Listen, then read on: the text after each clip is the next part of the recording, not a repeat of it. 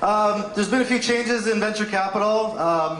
Probably not nearly as much as there's been change in the internet. We're behind the times. Hopefully you as entrepreneurs are a little bit more ahead of those times. I'm going to talk a little bit about what I think are driving those changes and why I think venture capital and angel investing should be changing to accommodate that. Some people agree with me, some people don't. We'll see whether I'm right in a few years, and in the meantime we'll work on it. These slides are not online yet, although a version of them is on SlideShare if you want to check that out.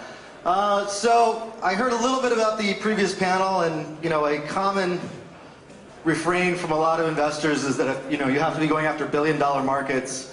I think that's more a reflection of the size of the fund than it is what the opportunity for the entrepreneur is. In fact, I would argue strongly these days that a better strategy for most entrepreneurs is to aim for smaller markets. Why do I think that?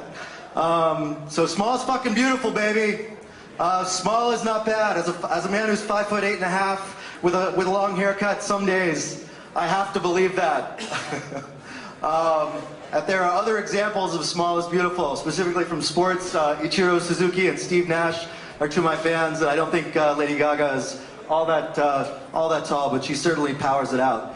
Let me make an example of these two questions. If you had two startups who were going after a female demographic, and once, hey, you motherfuckers in the back, shut the fuck up or go upstairs. I want you to pay attention to me. Yes. I can't see you and call your names out, but I can yell really fucking loud. I will come out there and call you out. Do I have your attention? People in the back, wave and yell at me if you can see me right now. If you're drinking at the bar, you have an exception. All right, great. So, if you have two startups, and one of those startups says, we're going to focus on all women, hopefully online, maybe in one particular language. And another startup that said, let's focus on mothers aged 25 to 35 with 2 or more kids in U.S. metropolitan areas, let's extend that to North American metropolitan areas, who have a household spend, that's an error, $40,000 to $100,000. Which do you think would be able to build a better product and target customers better? People who think number 1, clap. People who think number 2, clap. Right. The point being, I can target the second demographic much better. If I have half a fucking clue as an entrepreneur, I can build a better product for that market. Now, there may not be as many of them, but because online distribution is so much better these days, because conversion is so much easier these days, I don't have to go for the biggest market. What I need to go after is the most easily accessible customer that I can build a great product for. And in these two cases, the second one is the clear winner. Furthermore, if I looked at that demographic target, I would probably guess that there's at least single-digit millions of those target demographic, probably hundreds of thousands, no, without any question. If I can get those 100,000 customers to pay me $20 a month, I've got a big fucking market, at least for an entrepreneur, maybe not for a big VC. We'll come back to this point, but let me again leave you with small markets are great. You can build better products, and with today's online distribution, you can get to them easier and better than ever before. Do you get that? Do you get that? Do you get that? All right, so any investor who tells you have to go after billion-dollar markets, walk out of the fucking door and go find an investor who will deal with $50 million markets, because $50 to $100 million is probably all you need to be successful as an entrepreneur, both from a satisfaction level emotionally and from a dollar's point of view, economically speaking. Find investors who are aligned with those incentives. Not to mention that's also probably better for acquirers and for other exit and M&A things that are going on in the market these days. So if you want to go after billion-dollar markets, that's fine. There are plenty of great businesses out there. Your odds suck. All right, let's get to some of the topics. I really think the focus on this blows. I don't know if that's just me, but if someone can help with that. So, major changes in the market these days. Primarily, they are the fact that platforms for development are much better. Particularly, they are better for distribution and monetization. I know there's lots of things that they do that are interesting from a technology perspective, but what's really interesting as an entrepreneur is that I have at least 5, probably more than 5, online platforms, I'm talking at least English-speaking languages right now, that have hundreds of millions of users or more. And on some of those, monetization is actually pretty good too. I think people have also talked about incubators and metrics. Why are these happening? Well, one reason they're happening is that cost structure is much lower for building startups. So I can, if I have $1 million to spend, I can actually put $50,000 or less into 20 companies, and hopefully I have some experiments that are successful there. Lastly, I think there's a lot of changes happening in venture capital, and although there is still a place for large funds, the general trend in the market is that much smaller funds are being raised. Several reasons. One is that the performance of venture capital, although historically has always been pretty bad, over the last 10 years it's been terrible, right? And the general changes are it's been accelerating for a few large funds and for a much larger number of smaller funds. But raising venture capital is probably the toughest thing in the world for most VCs. Why am I qualified to talk to you about any of this shit? Probably not. I've been an okay developer in the past, probably a shitty entrepreneur. I had one small exit.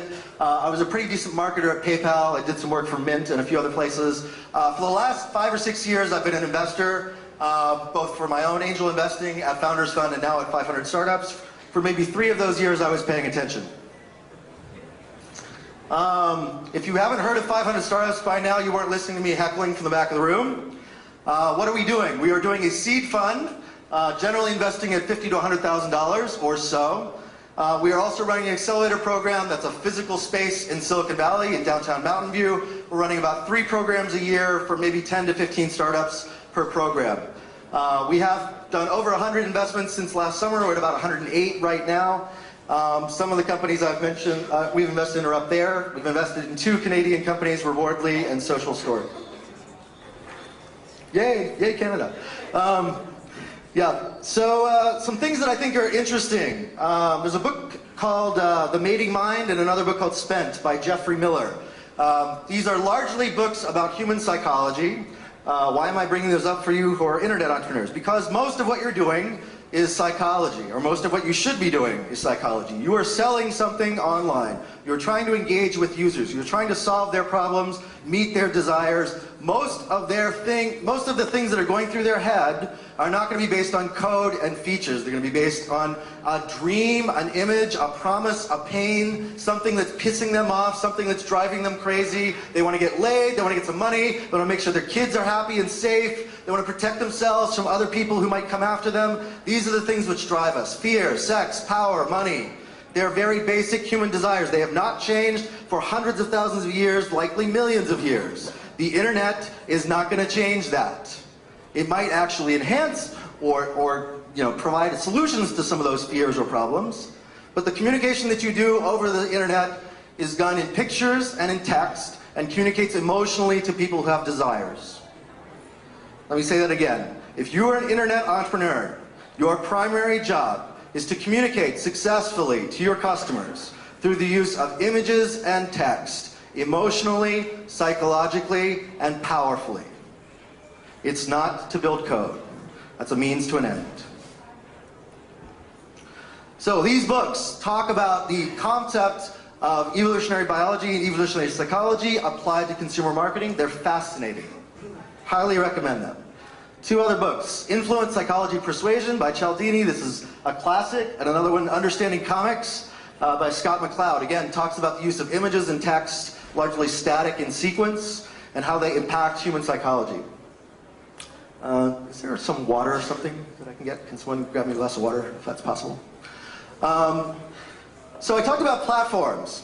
The interesting thing is, a lot of people recognize there's been changes in cost structure in building companies. That probably started happening about 10 years ago. Largely, we do not pay for software, hardware, or bandwidth. Maybe there's some cost structure there, but not dramatically so. Thank you very much. So everybody recognizes that building startups, or at least the initial stages of building startups, is not a huge expense other than headcount. What they do not recognize is the distribution cost has also changed and reduced.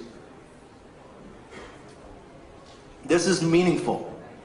It's happened, starting 10 years ago, but really more powerfully it started happening about 3 to 5 years ago. With Facebook particularly, but also with Twitter, with YouTube, more recently with iPhone and iPad, and will happen with Android very soon. So, how many people heard of the Sequoia RIP Good Times presentation? Not that many of you. See, this is already forgotten. It happened probably about 2.5 years ago, maybe? Fall of 2008. Already forgotten for most entrepreneurs.